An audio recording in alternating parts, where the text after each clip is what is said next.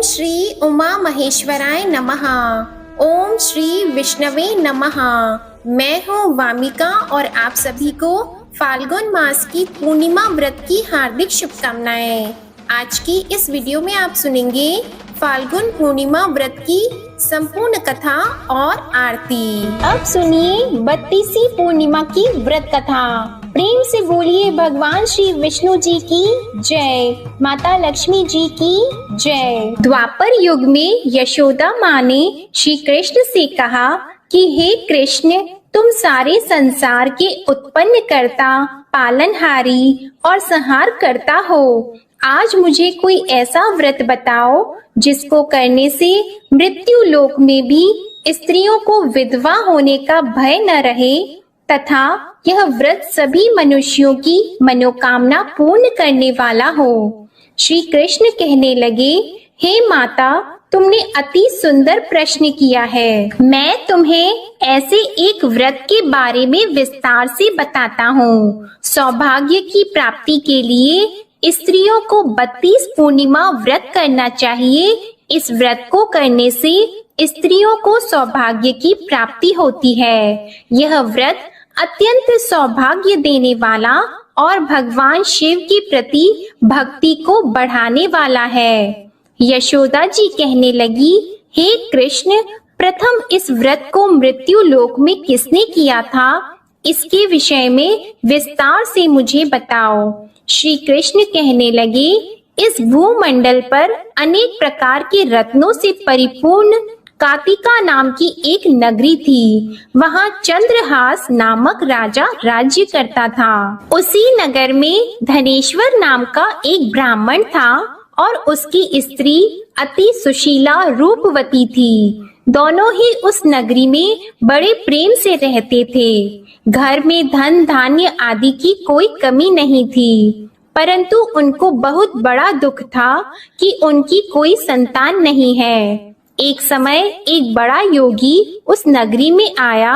वह योगी उस ब्राह्मण के घर को छोड़कर अन्य सभी घरों से भिक्षा लेकर भोजन किया करता था। वह रूपवती से कभी भिक्षा नहीं लेता था। एक दिन वह योगी रूपवती से भिक्षा न लेकर किसी अन्य घर से भिक्षा लेकर गंगा किनारे जाकर भीक्षण को प्रेम पूर्वक ग्रहण करने लगा कि धनेश्वर ने योगी का यह सब कार्य देख लिया। अपनी भिक्षा के अनादर से दुखी होकर धनेश्वर योगी से बोला, हे महात्मन, आप सब घरों से भिक्षा लेते हैं, परंतु आप मेरे घर की भिक्षा कभी नहीं लेते। इसका क्या कारण है? योगी ने कहा, निसंतान के घर की भीख पतितों के अन्न के तुल्य होती है और जो पतितों का अन्न खाता है वह भी पतित हो जाता है। क्योंकि तुम निसंतान हो, इसलिए पतित हो जाने के भय से मैं तुम्हारे घर की भिक्षा नहीं लेता। धनेश्वर योगी की यह बात सुनकर बहुत दुखी हुआ और हाथ जोड़कर योगी के पैरों में गिर गया और कहने लगा, हे महाराज, यदि ऐसा है तो आप पुत्र प्राप्ति का उपाय बताइए। आप सर्वज्ञानी हैं, मुझ पर कृपा कीजिए। हे भगवान, मेरे घर में धन की कोई कमी नहीं है, परंतु मैं पुत्र न होने के कारण अत्यंत दुखी हूँ। आप मेरे इस दुख का हरण करें, आप सामर्थ्यवान हैं। यह सुनकर योगी कहने लगा, हे ब्राह्मण, तुम चंडी की आराधना करो। घर आकर उसने अपनी पत्नी से सब वृतांत कहा और स्वयं तप करने के लिए वन में चला गया। वन में जाकर उसने चंडी की उपासना की और उपवास किए। चंडी ने 16वें दिन उसको स्वप्न में दर्शन दिया और कहा, धनेश्वर, जा, तेरे घर पुत्र होगा। परंतु वह 16 वर्ष की आयु में ही मृत्यु को प्राप्त हो जाएगा। यदि तुम दोनों पति पत्नी 32 पूर्णमासियों का व्रत विधि पूर्वक करोगे तो वह दीर्घ आयु हो जाएगा। जितनी तुम्हारी सामर्थ्य हो, आटे के दिए बनाकर शिवजी भगवान का पूजन करना, परंतु पूर्णमासी के व्रत 32 होने चाहिए। प्रातः काल होने पर इस स्थान के समीप तुम्हें आम का वृक्ष दिखाई देगा। उस पर चढ़कर तुम एक फल तोड़कर शीघ्र ही अपने घर चले जाना और अपनी पत्नी से सब वृतांत कहना। ऋतु स्नान के पश्चात वह स्वच्छ होकर श्री शंकर भगवान का ध्यान करके उस फल को खा लेगी। शंकर भगवान की कृपा से उसको गर्भ हो जाएगा। जब वह ब्राह्मण प्रातः काल उठा तो उसने एक स्थान के पास ही आम का वृक्ष देखा जिस पर एक अत्यंत सुंदर आम का फल लगा हुआ था। उस ब्राह्मण ने उस आम के वृक्ष पर चढ़कर फल को तोड़ने का प्रयत्न किया, परंतु वृक्ष पर कई बार प्रयत्न करने पर भी वह चढ़ नहीं पाया। तब उस ब्राह्मण को बहुत चिंता हुई। तब विघ्न विनाशक श्री गणेश भगवान की वंदना करने लगा।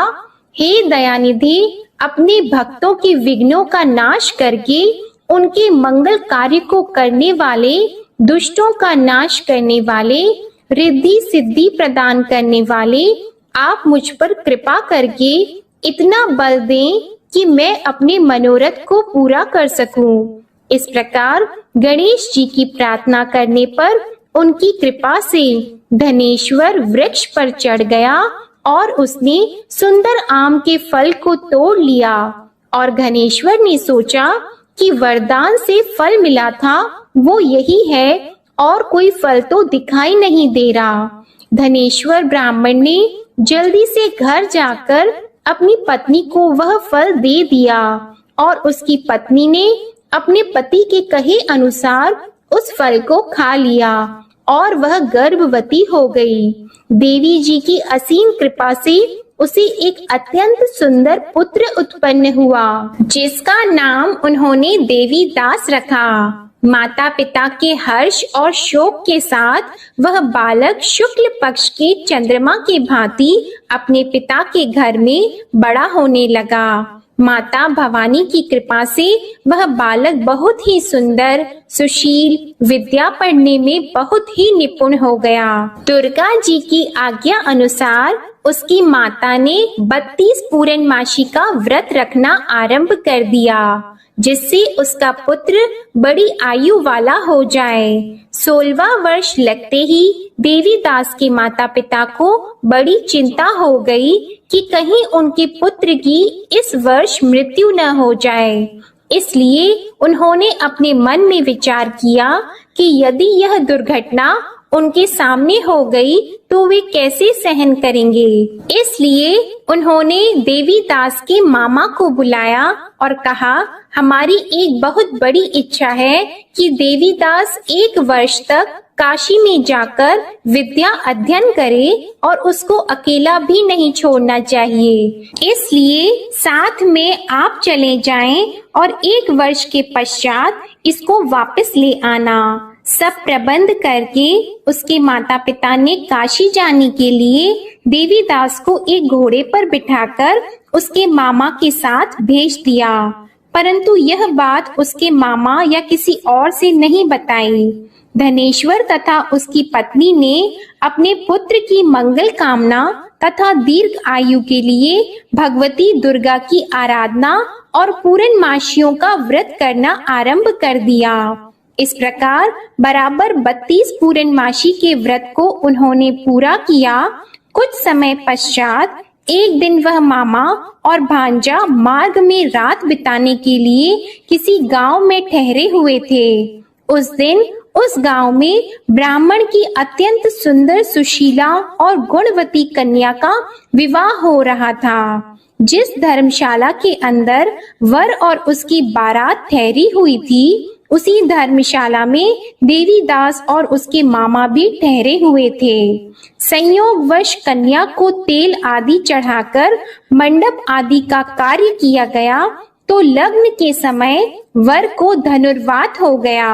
इसलिए वर के पिता ने अपने कुटुंबियों से विमर्श करके निश्चय किया कि यह देवी दास मेरे पुत्र जैसा ही सुंदर है, मैं इसके साथ ही लग्न करवा दूं और बाद में विवाह के अन्य कार्य मेरे लड़के के साथ हो जाएंगे। ऐसा सोचकर देवीदास के मामा से जाकर बोला कि तुम थोड़ी देर के लिए अपना भांजा हमें दे दो, जिससे विवाह के लग्न का सब कार्य सुचारू रूप से हो सके। तब देवीदास का मामा कहने लगा, जो कुछ भी वधू पक्ष से कन्यादान के समय वर को मिले वह सब हमें दे दिया जाए, तो मेरा भांजा इस बारात का दूल्हा बन जाएगा।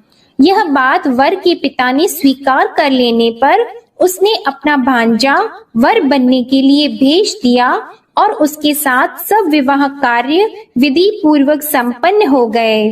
पत्नी के साथ वह भोजन करने के पश्चात बहुत उदासीन और दुखी हो गया।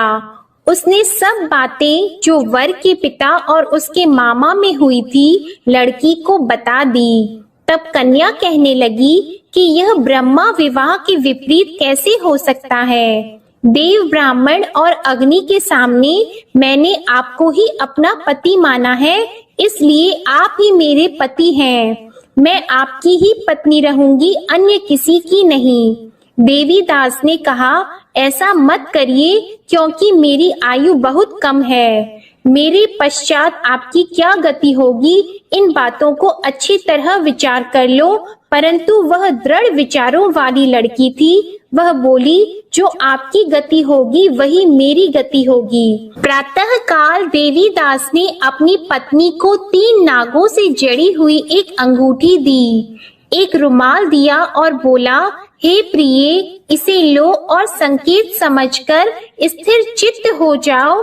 मेरा मरण और जीवन जानने के लिए एक पुष्प वाटिका बना लो। उसमें सुगंधी वाली एक नव मल्लिका लगाओ और उसको प्रतिदिन जल से सींचा करो और आनंद के साथ खेलो कूदो और उत्सव मनाओ। जिस समय और जिस दिन मेरा प्राणात होगा, यह फूल सूख जाएंगे और जब यह फिर से हरे हो जाएं, तो समझ लेना मैं जीवित हूँ। यह बात निश्चय करके समझ लेना, इसमें कोई भी संशय नहीं है।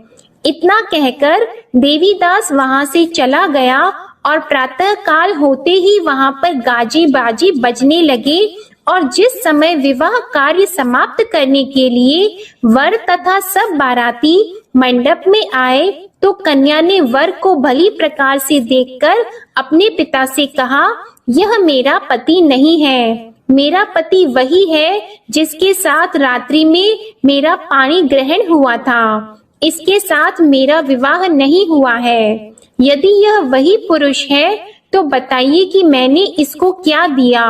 वधू पक्ष और कन्या पक्ष कन्यादान के समय जो आभूषण आदि दिए गए थे वो दिखाए तथा रात में क्या गुप्त बातें मैंने इनसे कही वह सब सुनाइए। पिता ने उसके कहे अनुसार वर को बुलाया। कन्या की यह सब बातें सुनकर वह कहने लगा, मैं नहीं जानता। इसके पश्चात लज्जित होकर वह वहां से चला गया और सारी बारात भी अपमानित होकर वहां से लौट गई। भगवान श्री कृष्ण बोले, हे माता, इस प्रकार देवीदास काशी विद्या अर्जन के लिए वहां से चले गए और जब कुछ समय बीत गया तो काल से प्रेरित होकर एक सर्प रात्रि के समय उसको डसने के लिए वहां पर आया। उस विषधर के प्रभाव से उसके शयन का स्थान चारों ओर से विष की ज्वाला से विषैला हो गया, परंतु व्रत के प्रभाव से उसको काट नहीं पाया, क्योंकि पहले ही उसकी माता ने 32 पूर्णमासी का व्रत रखा था। इसके बाद मध्याह्न के समय स्वयं काल वहां आया और उसके शरीर से प्राणों को निकालने का प्रयत्न करने लगा, जिससे वह मूर्छित होकर पृथ्वी पर गिर गया। उसी समय माता पार्वती के साथ भगवान शंकर वहां आ गए। उसको मूर्छित दशा में देखकर माता पार्वती जी ने शंकर जी से प्रार्थना की, हे महाराज, इस बालक की माता ने पहले ही 32 पूर्णिमा का व्रत पूरा किया था, जिसके प्रभाव से आप इसको प्राण दान दें। माँ भवानी के कहने पर भक्त वत्सल भगवान शिव जी ने उसको प्राण दान दे दिया। इस व्रत के प्रभाव से काल को भी पीछे हटना पड़ा और देवीदास स्वस्थ होकर बैठ गया। उधर उसकी पत्नी उसके काल की परीक्षा किया करती थी। जब उसने देखा उस पुष्प वाटिका में पुष्प कुछ भी नहीं रहे तो उसको अत्यंत आश्चर्य हुआ, लेकिन जब वह जैसे ही हरी भरी हो गई तो वह जान गई कि अब उसका पति ठीक ठाक है, वह जीवित हो गया है। यह देखकर वह बहुत प्रसन्न हो उठी। अपने पिता से कहने लगी, पिताजी मेरे पति जीवित हैं, आप उनको ढूंढिए। जब 16वां वर्ष व्यतीत हो गया तो देवीदास भी अपने मामा के साथ काशी से चल गया। इधर उसके ससुर उसको ढूंढने के लिए अपने घर से जाने ही वाले थे कि वे दोनों मामा भांजा वहां पर आ गए। उनको आया हुआ देखकर उनके ससुर को बड़ी प्रसन्नता हुई और वह उन्हें अपने घर ले गए। उस समय नगर के निवासी भी वहां इकट्ठे हो गए और सबने निश्चय किया कि अवश्य ही इसी बालक के साथ कन्या का विवाह हुआ था। उस बालक को कन्या ने जब देखा तो पहचान लिया कि यह तो वही है जो संकेत करके गया था। कुछ दिन बाद देवीदास ने अपनी पत्नी और मामा के साथ अपने ससुर के घर से बहुत सारे उपहार लेकर अपने माता पिता के घर गए।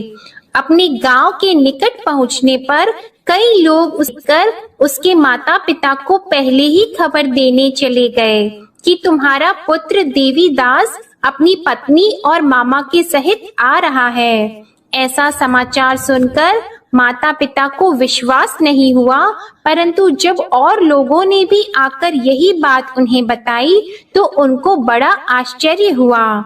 लेकिन थोड़ी देर में देवीदास ने आकर अपने माता पिता के चरणों में अपना सर रखकर प्रणाम किया और उसकी पत्नी ने अपने सास ससुर के चरणों को स्पर्श किया तो माता पिता ने अपने पुत्र और पुत्र वधू को हृदय से लगा लिया और दोनों की आंखों में प्रेम अश्रु बहने लगे। अपने पुत्र और पुत्र वधू के आने की खुशी में धनेश्वर ने बड़ा ही भारी उत्सव किया और ब्राह्मणों को दान दक्षिणा देकर प्रसन्न किया।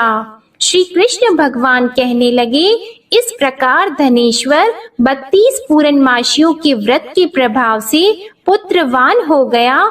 जो भी स्त्रियां 32 पूर्णमासी के व्रत को करती है वे जन्म जन्मांतर में वैधव्य का दुख नहीं भोगती और सदैव सौभाग्यशाली रहती है। व्रत करने वाला चाहे स्त्री हो या पुरुष भगवान शंकर की कृपा से संसार के सकल आनंद भोगकर अंत में आवागमन रहित होकर शिव लोक को प्राप्त होता है। प्रेम से बोलिए श्री लक्ष्मी नारायण भगवान की जय, उमा महेश्वर भगवान की जय।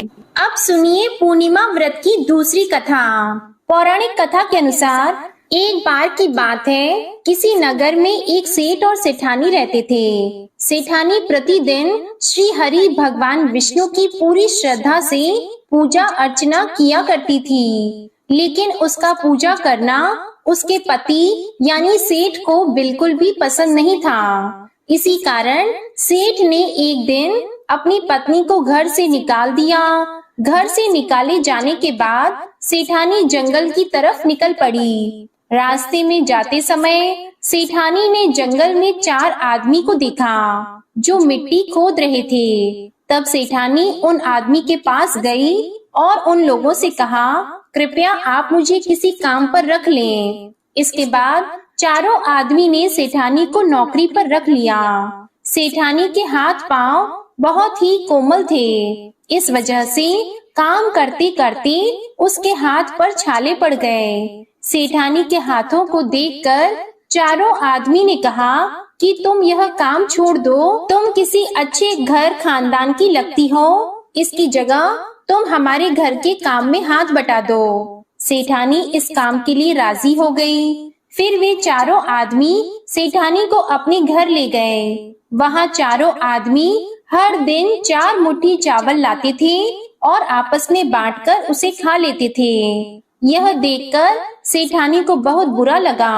अगले दिन सेठानी ने चारों से कहा, सुनो भाई, तुम लोग कल से 4 मुट्ठी की जगह 8 मुट्ठी चावल लेकर आना। सेठानी के कहे अनुसार चारों आदमी अगले दिन 8 मुट्ठी चावल लेकर आए। उस चावल को सेठानी ने पकाकर सबसे पहले भगवान विष्णु को भोग लगाया और फिर चारों आदमियों को परोसा। जब चारों आदमी ने उस भोग लगाए भोजन को खाया तो उन लोगों को बहुत स्वादिष्ट लगा। उन्होंने सेठानी से कहा, बहन, आज जो तुमने खाना बनाया वह बेहद स्वादिष्ट है। इस पर सेठानी ने कहा, यह भोजन भगवान विष्णु का झूठा है, इसी वजह से आप लोगों को यह बहुत स्वादिष्ट लग रहा है। उधर सेठानी के जाने के बाद से सेठ भूखा रहने लगा।